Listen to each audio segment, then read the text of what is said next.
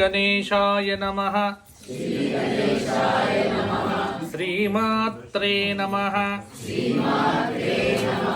శ్రీపాద శ్రీవల్లభ శ్రీ గురుదత్తాత్రేయ సద్గురు పరబ్రహ్మణే నమః. వసుదేవసుతం దేవం కంసచానూరమర్దనం దేవకీ పరమానందం కృష్ణం వందే జగద్గురుం. శ్రీరామ రామ రామేతి రమే రామే మనోరమే సహస్రనామ తత్తుల్యం రామనామవరాననే. శ్రీ వెంకటేశ చరణౌ శరణం ప్రపద్యే. విశ్వేశం మాధవం డుంఢిం దండపాణించ భైరవం వందే కాశీం గుహాం గంగాం భవానీం మణికర్ణికాం.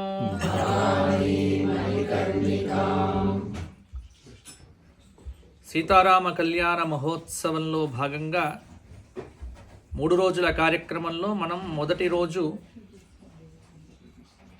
కళ్యాణానికి సిద్ధం చేస్తున్న మూర్తులను ఈనాటి లౌకిక భాషలో మనమందరం చేసుకునే హల్దీ. అందరూ ఎల్లో డ్రెస్సులు వేసుకొని ఈ మధ్య బాగా ట్రెండింగ్లో ఉంది. స్వామివారికి ప్రోక్షణ అంటాం. ప్రతిమాశోధనం 2వ పదం. అనేక అవతారములలో రామావతారం అనేటువంటిది ఒక ప్రత్యేకమైనటువంటి అవతారం. అన్ని అవతారాలు వేరు, రామావతారం వేరు. ఎందుకంటే రామావతారం యొక్క ప్రయోజనమే ధర్మస్థాపన, ధర్మ ఆచరణ. చాలామంది ఇలా ఉండండి అలా ఉండండి అని చెప్పడం వేరు, తాను చేసి చూపించడం వేరు. మిగతా అవతారములకు ఈ అవతారానికి ఉన్నటువంటి ప్రత్యేకత ఏంటంటే రాముడు స్వయంగా, అందుకే ఆచరణాత్మకమైనటువంటి ధర్మము, ఆచరణాత్మకమైనటువంటి భక్తి, ఈ రెండు మనకు రామాయణంలో కనిపిస్తాయి. మామూలుగా సీతారామ కళ్యాణం రామనవమి రోజు చేస్తాం, కానీ అసలు రామనవమి రాముడికి పుట్టినరోజు. ఈ పుట్టినరోజుకు కళ్యాణం చేయడం ఏమిటి? అలాగైతే మరి వెంటనే వచ్చిన కృష్ణావతారానికి ఎక్కడైనా మీరు కృష్ణాష్టమి వస్తే కళ్యాణం చేసిన విధానం ఉందా? ఎక్కడైనా ఎక్కడా చెయ్యం. కృష్ణుడికి కళ్యాణం చెయ్యాలంటే పేచి, ఎవరితో చెయ్యాలి అనేదే మొట్టమొదలు వస్తుంది. కాబట్టి కృష్ణుడికి కళ్యాణం లేదు. కృష్ణుడికి జన్మాష్టమి వేడుకలు, స్వామివారికి ఆ వెన్న పెట్టేసేసి బాలకృష్ణుడిగా, ఆ గోపాలకృష్ణుడిగా ఈ స్వరూపం. ఈ రామావతారం వేరు. రాముడి పుట్టినరోజు. ఎందుకంటే తతశ్చద్వాదశే మాసే చైత్రే నవమికే తిథౌ నక్షత్రే అదితి దైవత్యే స్వోచ్చ సంస్థేషు పంచసు. రాముడు 24వ మహాయుగంలో, త్రేతాయుగంలో అవతరించాడు. దాదాపుగా 1,000,000 సంవత్సరాలు దాటిపోయాయి స్వామివారు వచ్చి. మరి ఎందుకు కళ్యాణము అంటే ఇక్కడ ఈ అవతారానికి ఉన్న ప్రత్యేకత, ఒక గొప్ప విశేషం ఏంటంటే రామ ఆరాధన చెయ్యాలి అంటే, సీతారామ పూజ చెయ్యాలి అంటే పక్కన సీతమ్మ లేనిది ఆయన ఏ పూజ చేసుకోడు. ఇది రామావతారానికి మాత్రమే ఉన్నటువంటి ఆచారం. మిగతా దేవతామూర్తుల్లో పక్కన భార్యను పెట్టినా పెట్టకపోయినా పెద్దగా ఉండదు, కానీ రామావతారానికి మాత్రం తప్పకుండా ఆవిడ పక్కన ఉండి తీరవలసిందే. ప్రపంచం మొత్తం మీద కేవలం ఒకే ఒక్క దేవాలయం, బాలరాముడి దేవాలయం అయోధ్యలో మాత్రమే ఉంది. మీరు అయోధ్యలో ఉన్నటువంటి ఇప్పుడు కొత్త దేవాలయం అక్కడ, అందుకే అక్కడ ఉన్న రాముడు ఎవరు? రాములల్లా, బాలరాముడు. కాబట్టి అది స్వామివారి యొక్క ఆవిర్భావ స్థలం కాబట్టి అక్కడ వరకు మాత్రమే ఎగ్జిబిషన్. ఇంకా మిగతా మీరు ఎక్కడ రామాలయం కట్టినా రాముడు ఉన్నాడు అంటే నమోస్తు రామాయ సలక్ష్మణాయ దేవ్యై చ తస్యై జనకాత్మజాయై నమోస్తు రుద్రేంద్ర యమానిలేభ్యః నమోస్తు చంద్రార్కమరుద్గణేభ్యః. రాముడు ఉన్నాడు అంటే పక్కన సీతమ్మను పెట్టాలి. మరి సీతమ్మను పెట్టాలి అంటే ఏం చెయ్యాలి? కళ్యాణం అనేది ఆచరిస్తేనే కదా అమ్మ వచ్చేది. కాబట్టి రామనవమి రోజున రాముడికి సంబంధించినటువంటి జన్మోత్సవ పూజ చెయ్యాలన్నా పక్కన ఉండవలసింది సీతమ్మ. కాబట్టి మనం ఏం చేస్తున్నాము అంటే ఇద్దరిని కలిపి, మీకు రామావతారంలో ఎక్కడా కూడా ఈ రామనవమి రోజు పెళ్లి జరిగినట్టుగా లేదు. రామనవమి రోజు పెళ్లి జరిగినటువంటి దాఖలానే లేదు ఎక్కడ.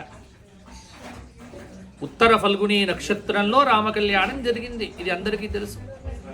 ఈ పునర్వసు నక్షత్రంలో కళ్యాణం ఏమిటి అంటే పునర్వసు నక్షత్రం సంబంధము కాదు, ఏమీ కాదు. మనం రెండే స్వరూపాలండి. ఒకటి, మీరు శివరాత్రి చూశారు కదా, శివరాత్రి రోజున శివుడికి కళ్యాణం ఉంది, రామ నవమి రోజున రాముడికి కళ్యాణం ఉంది. ఇంకా మిగతా ఎవ్వరికి ఇక్కడ కళ్యాణం అనేటువంటిది లేదు.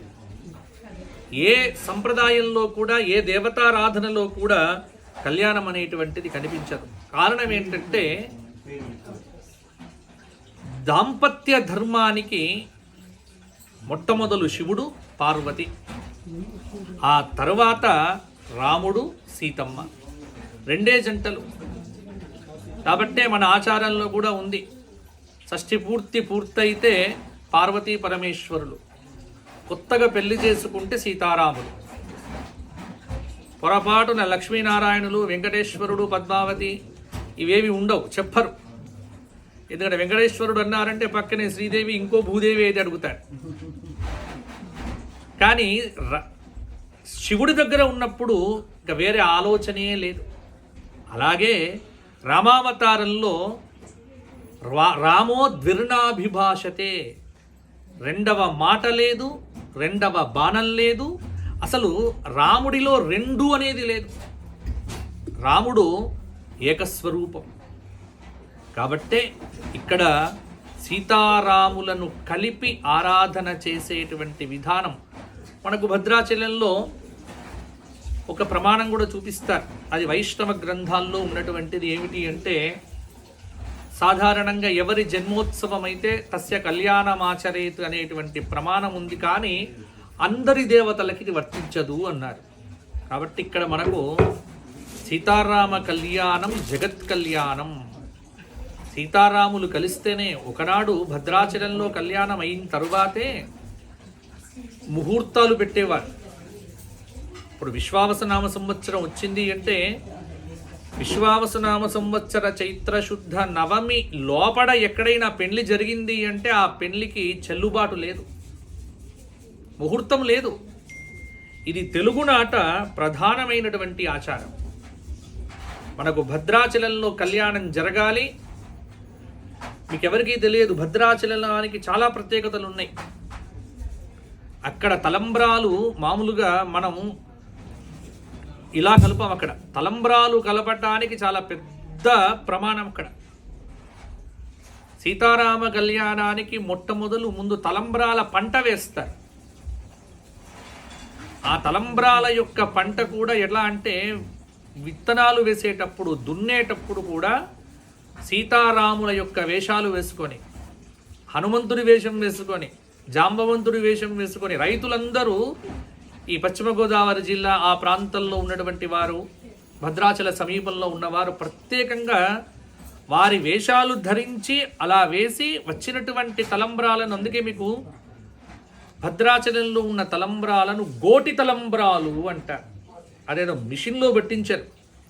గోటి తలంబ్రాలు, ఒక్కొక్క వడ్ల గింజను గోటితో తీసి తలంబ్రాలుగా చేసి ఆ తలంబ్రాలను ఈ రోజున కలిపి, అది చైత్రశుద్ధ నవమి రోజున సీతారామ కళ్యాణానికి జానక్యా కమలామలాంజలి పుటేయా పద్మరాగాజితా అని పోసి మొత్తం యావత్ ఆంధ్రదేశంలో తెలుగు రాష్ట్రాల్లో ఉన్న వారందరికీ కూడా అవి వెళ్తాయి. ఆ భద్రాచల సీతారామ కళ్యాణం అయిన తర్వాతనే అక్షతలు తీసుకొని ఆ అక్షతలు ఇంట్లో కలుపుకొని అప్పుడు కానీ కళ్యాణం జరిపించటానికి వీళ్ళు. అందుకే మేము పంచాంగాలు వ్రాసేటప్పుడు చైత్రశుద్ధ నవమి కంటే ముందు ముహూర్తం పెట్టం. ఏదైనా చైత్రమాసంలో కళ్యాణం చెయ్యాలి, వివాహ ముహూర్తం చూడాలి అంటే నవమి తర్వాతనే. కారణం ఏంటంటే మొట్టమొదలు జగత్ కళ్యాణం జరగాలి, సీతారామ కళ్యాణం జరగాలి. అది జరిగితేనే లోకానికి ఆనందం, మానవ వ్యవస్థ బాగుంటుంది, మన అవస్థలన్నీ పోతాయి. కాబట్టే కదా మనకు మహాభారతంలో కేనోపాయేన లఘునా విష్ణోర్ నామ సహస్రకం పఠ్యతే పండితైర్ నిత్యం అని అడిగింది. ఎవరు అడిగారు? అమ్మవారు అడిగింది. అయ్యా, ఇంత పెద్ద విష్ణు సహస్రనామం చెయ్యాలి అంటే మా వల్ల కావట్లే, మాకు చాలా తొందర ఎక్కువ, రోజు చెయ్యటానికి సమయం సరిపోదు. అమ్మవారు మనను ఆ రోజే ఆలోచించింది. 2024లో ఎలా ఉంటారు, 2020లో ఎలా ఉంటారు. ఎందుకంటే అమ్మవారు అప్పుడే అడిగి, మా బిడ్డలందరూ కూడా సామాజిక మాధ్యమాల్లో మునిగిపోతారు, వాట్సప్ అంటారు తప్పితే ఇంకోటి అన్నారు, ట్విట్టర్ అంటారు. కాబట్టి ఈ గోలలో రోజు విష్ణు సహస్రం ఎలా చేస్తాం? కేనోపాయేన లఘునా విష్ణోరు నామ సహస్రకం. కాబట్టి చిన్నగా షార్ట్ కట్ మెథడ్లో చెప్పండి. ఇప్పుడు అన్ని చోట్ల షార్ట్ కట్టే. ఇక్కడ మేము షార్ట్ కట్ చెయ్యం, మా సిద్ధార్థ మేము. కానీ మిగతా అన్ని చోట్ల ఆయన దగ్గరికి వచ్చి, పురోహితుడి దగ్గరికి వచ్చి తొందరగా చేయించండి, తొందరగా చేయించండి, తొందరగా చేయించండి. ఎందుకంటే ఎవరికి టైం లేదు. అమ్మవారు అడిగింది కేనోపాయేన లఘునా విష్ణోరు నామ సహస్రకం అన్నప్పుడు ఈశ్వరుడు ఏం చెప్పాడు మాట? అద్భుతమైనటువంటి మాట చెప్పినాడు. ఇంత పెద్ద విష్ణు సహస్రనామం, అన్ని నామాలు కలిపితే ఒక్క నామం అండి కలియుగానికి. ఆ నామమే రామనామం. శ్రీరామ రామ రామేతి రమే రామే మనోరమే సహస్రనామ తత్తుల్యం రామనామ వరాననే. 1000 నామాలు కలిపితే ఒక్క నామం అన్నారు. కాబట్టే కలియుగంలో ప్రతి ఒక్కరూ ఆచరించవలసిన నామము, జపించవలసిన నామము ఒకే ఒకటి. రామేతి వర్ణద్వయమాదరేణ సదాస్మరన్ ముక్తిముపైతి జంతు కలౌయుగే కల్మష మానుషానాం అన్యత్ర ధర్మే ఖలునాధికారః. శంకరాచార్యుల వారు ఏనాడో చెప్పేసినారు, కలియుగ మానవులకు ఇతర నామముల కంటే ఒక్కటే నామము ఆచరించవలసింది, అది రామనామము. కాబట్టి రామనామానికి అంత శక్తి ఉంది.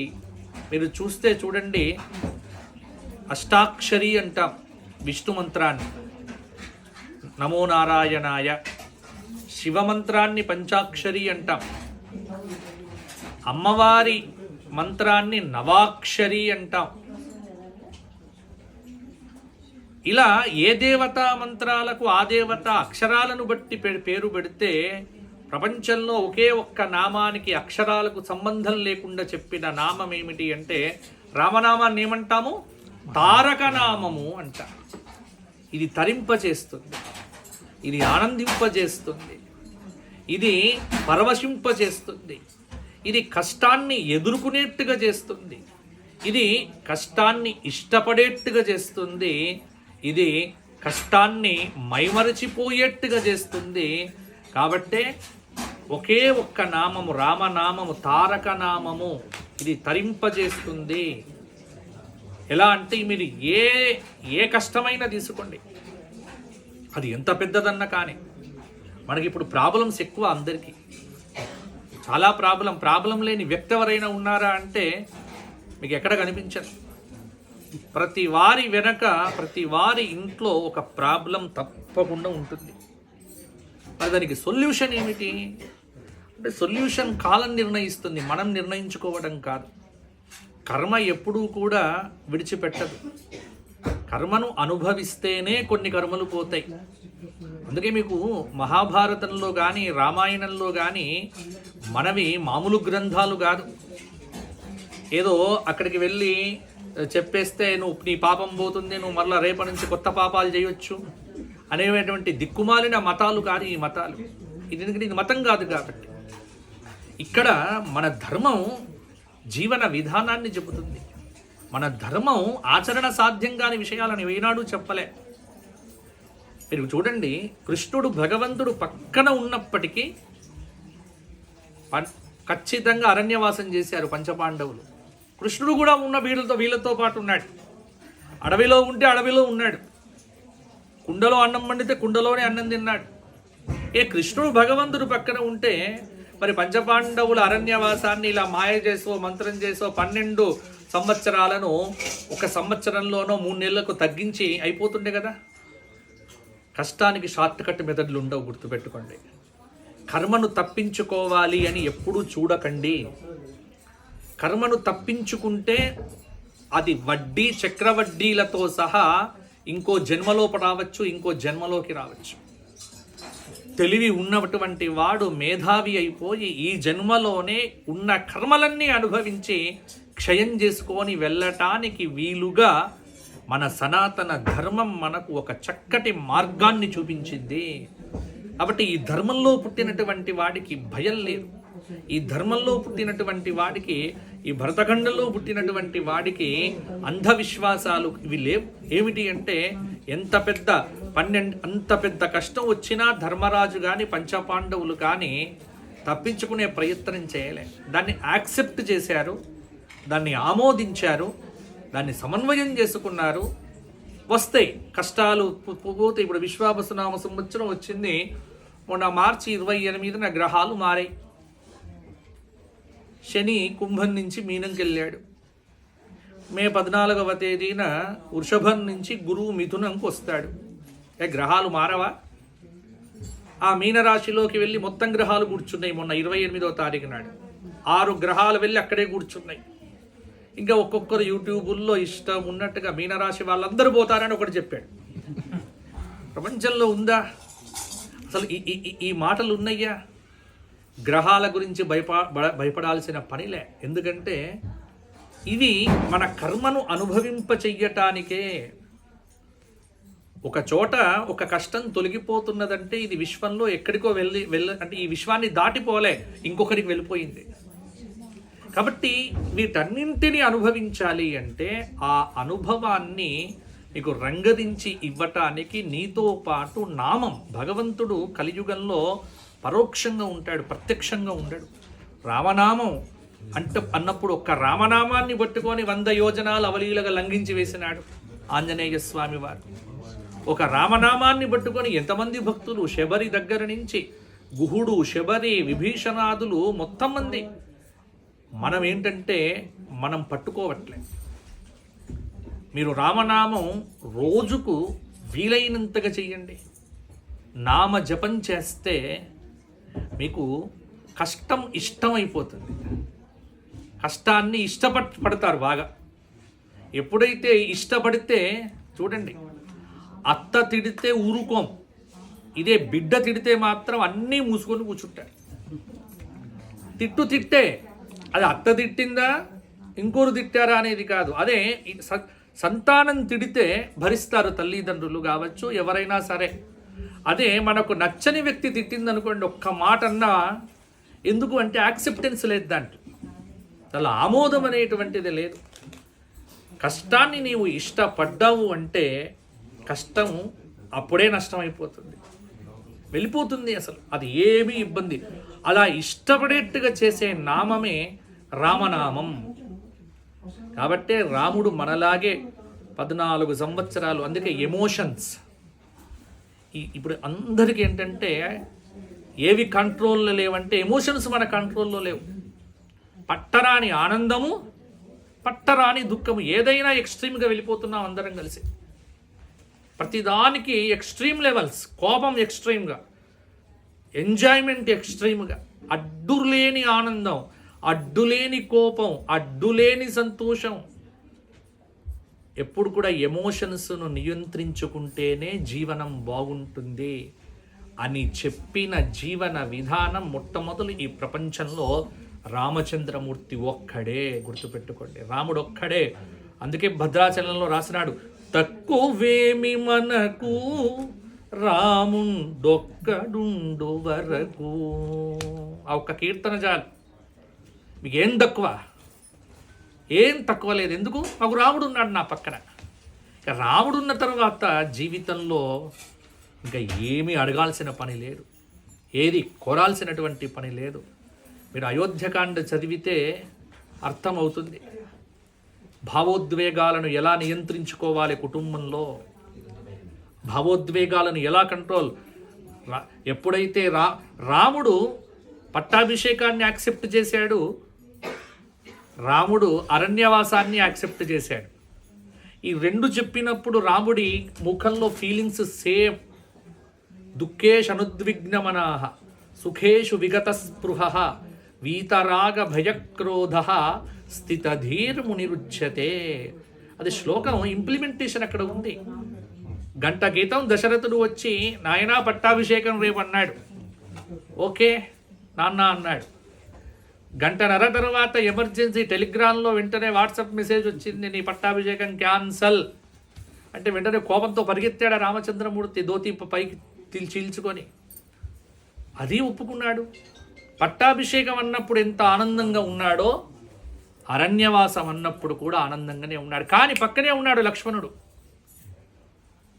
రాముడు ఒప్పుకున్నాడు కానీ లక్ష్మణుడు ఒప్పుకోలే. వెంటనే ఈ లక్ష్మణుడు ధోతి పైకి గట్టి నడుంకు ఇలా బిగించేసేసి ఎవడు తండ్రి ఎవడు తల్లి, కైకమ్మేమిటి, ఈ షష్ఠి పూర్తికి ఇద్దరికి హనీమూన్ లెవెల్, ఈ ఎమోషన్స్ ఏమిటి, ఆ ముసలాన్ని ఆ ముసల్దాన్ని ఇద్దరిని తీసేసి కట్టగట్టి రూములో పడవేసేసి తొక్కేస్తా అన్నాడు. మన ఇంట్లో ఉంటారు ఇటువంటి కోపం కలిగిన వ్యక్తులు, ఆవేశపూరితమైనటువంటి నిర్ణయాలు, ఆవేశపూరితమైనటువంటి మాటలు, అడ్డులేనటువంటి ఆవేశాలు. రాముడికి ఇవన్నీ ఫేస్ చేశాడు. రాముడు ఇవన్నీ ఫేస్ చేశాడు, కుటుంబమే కదా. ఇంత లక్ష్మణస్వామి అంత కోపానికి వచ్చినప్పుడు ఏం చెయ్యాలి? ఇంట్లో ఒకడు కోప్పడి యుద్ధం చేస్తే సంసారాన్ని బయట వేసుకుంటామా? బయట వేయలే. సమర్థుడైన యజమాని ఏం చేస్తాడు అంటే దాన్ని తగ్గిస్తాడు. ఏమిట్రా లక్ష్మణ, నీకు ఏమైనా బుద్ధి ఉందా, ఏం మాట్లాడుతున్నావు? మీరు చూడండి, అయోధ్యకాండ మొత్తం మీరు చదివితే మీకు ఎమోషన్స్ కంట్రోల్కి వస్తాయి. భావోద్వేగాలు అంటే మన ఇంట్లో మనం నిత్యం అనుభవించే, కాబట్టి మీరు నిత్యం అనుభవించే ప్రతి కష్టానికి సొల్యూషన్ రాముడిస్తాడు, రామాయణం ఇస్తుంది.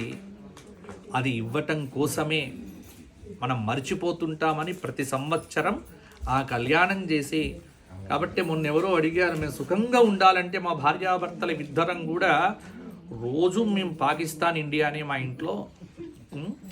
నేను అవును అంటే ఆవిడ కాదు, వెంటనే గరికపాటి వారు చెప్పినట్టు భార్య ఎవరు, నువ్వు అవునంటే కాదనేది.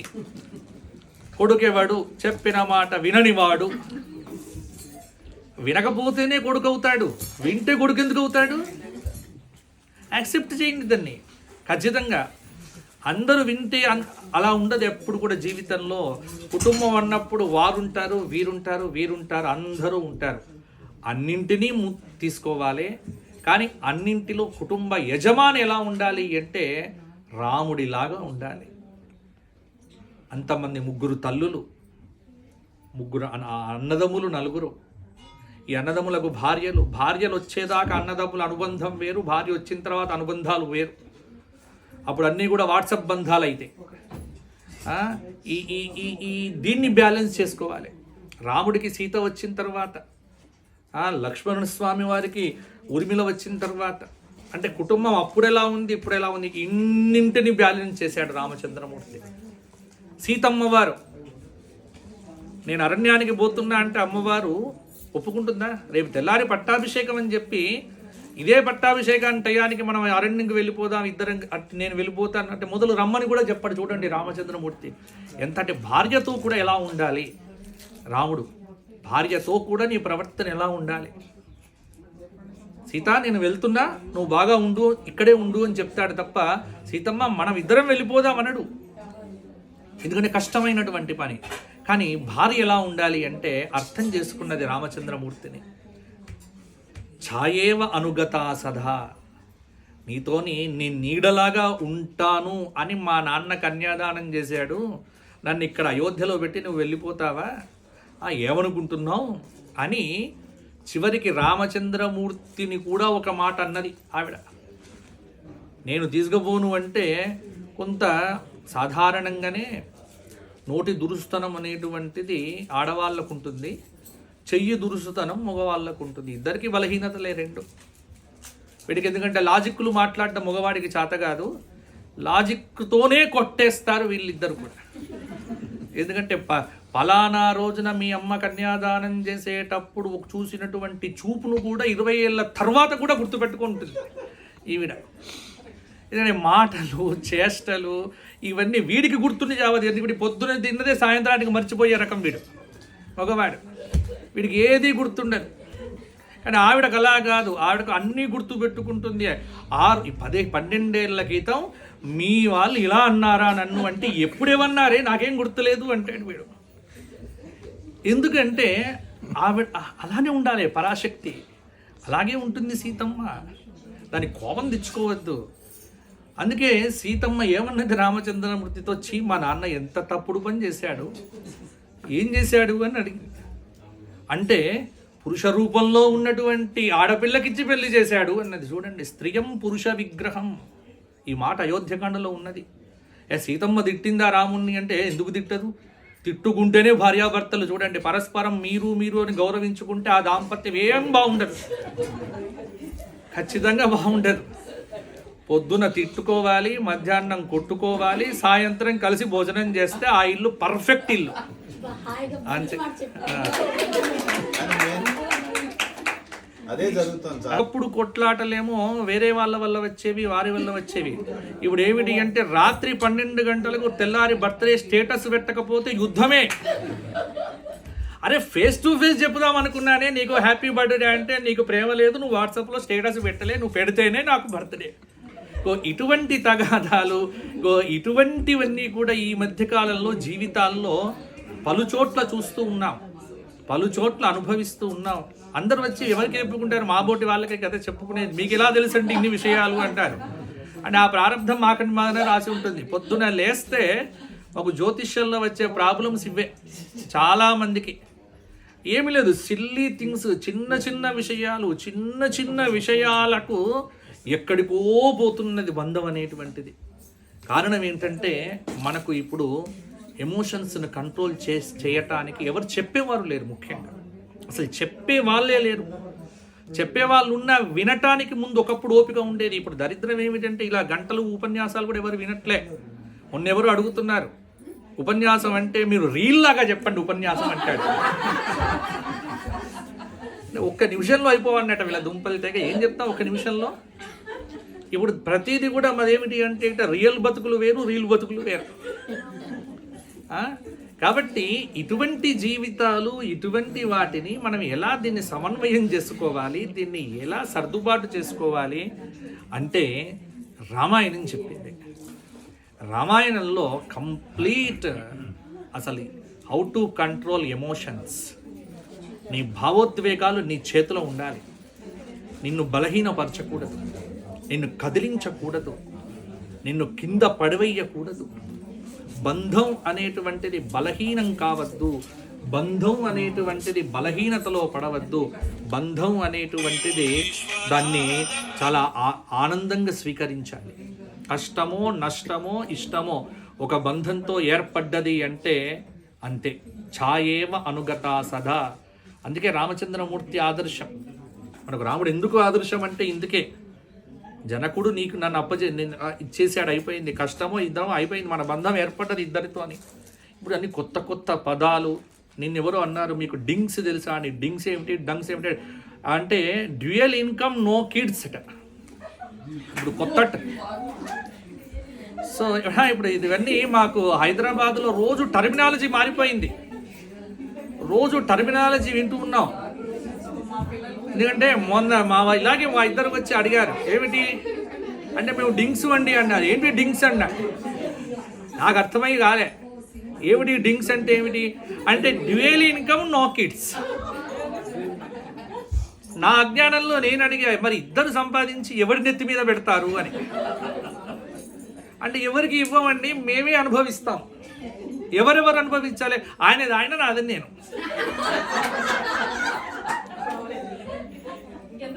సో మరి ఇంకెందుకు ఇంకా అంటే ఇటువంటి బంధాలు, ఇటువంటి సంబంధాలు ఇవన్నీ ఎలా పాడైనాయంటే అందుకే నా ఉద్దేశంలో రామాయణం చదవాలి. ఈ కళ్యాణం ఎందుకు అంటే అసలు మనకు పోయింది, ఆ విధానం పోయింది. కళ్యాణం ఎందుకు అంటే ప్రతి మ్యారేజ్ డే రోజున ఖచ్చితంగా కళ్యాణం చేయించుకోవాలి. పెళ్లి రోజు అంటే ఏమిటి? పెళ్లి రోజు అంటే మరలా అక్కడ స్వాగత గ్రాండ్కి పోయి మళ్ళా దిక్కుమాలిన కేక్ కోసుడేనా? ఎంతసేపు కోసుడు తప్ప ఇంకోట్లేదు. అదేనా పెళ్లి రోజు అంటే? ఏం చెయ్యాలి? పెళ్లి రోజు అంటే కళ్యాణోత్సవం చేసుకోవాలి. ఎందుకంటే మనకు ఎలాగో కళ్యాణం ఒకటేసారి జీవితంలో ఒకసారే కళ్యాణం జరగాలని కోరుకోవాలి. మాటికి కళ్యాణం జరగాలని ఎప్పుడు కోరుకోవద్దు. ఎందుకంటే మాటికి కళ్యాణం భగవంతుడికి అవుతుంది తప్పితే భక్తుడికి ఎప్పుడు ఉండదు. భక్తుడికి ఒకటేసారి జీవితంలో కళ్యాణం. ఆ కళ్యాణం వాడికి 100 సంవత్సరం దీర్ఘమాయు, అంతవరకే. మనం ఏం చేయాలి? ప్రతి సంవత్సరం భగవంతుడికి కళ్యాణం చేయించడం ద్వారా మనం ఆ కళ్యాణ వైభవాన్ని పొందాలి. ఇది రామాయణం మనకు ఆవిష్కరింపజేసింది. కాబట్టి ఎందుకు రామాయణాన్ని వినాలి అంటే రామాయణం ఎందుకు వినాలి? సీతారాముల నుంచి నువ్వు నేర్చుకోవలసింది ఏమిటి అంటే ఒక పెళ్లికి వెళ్తే పూర్వకాలంలో ఒక పెళ్లి 10 పెళ్లిలకు పునాది అనేవాళ్ళు. ఎందుకంటే పెళ్లిళ్ళకు వెళ్ళిన తర్వాత పూర్వకాలంలో ఈ మ్యారేజ్ బ్యూరోలు ఇప్పుడు కులంకో మ్యారేజ్ బ్యూరో, మాది బ్రాహ్మణ్ మ్యారేజ్ బ్యూరో, మాది ఈ మ్యారేజ్ బ్యూరో, మాది ఆ మ్యారేజ్ బ్యూరో, ఎన్ని ఉన్నప్పటికీ కూడా మరలా అయిపోతుంది. ఒక పెళ్లి 10 పెళ్లిళ్ళకు అంటే అంత సమయం ఉండేది, అంత మాట్లాడుకునేటువంటి వారు, అందరు ఆనందంగా ఉండేవారు. కాబట్టి ఒక భగవత్ కళ్యాణం కూడా అంతే. కాబట్టి సీతారామ కళ్యాణం ప్రతి సంవత్సరం ఎందుకు చెయ్యాలి అంటే విడిపోతున్న మానవ సంబంధాలను బలపడేట్టుగా చేస్తుంది సీతారామ కళ్యాణం. ప్రవహిస్తున్నటువంటి మన భావోద్వేగాలను నియంత్రింపచేసి కష్టాలను ఇష్టపడేట్టుగా చేస్తుంది శ్రీమద్ రామాయణ మహాకావ్యం. కాబట్టి ఇవన్నీ బాగుండాలి అంటే మనం ఏం చెయ్యాలి? రామనామం మొట్టమొదలు చేస్తూ ఉండండి. శ్రీరామ జయ రామ జయ జయ రామ. ఈ ఒక్క నామం చాలు. 13 అక్షరాల ఈ నామం చేస్తే మనకు సర్వము సిద్ధిస్తాయి. అందరూ కూడా చెప్పండి, శ్రీరామ జయ రామ జయ జయ.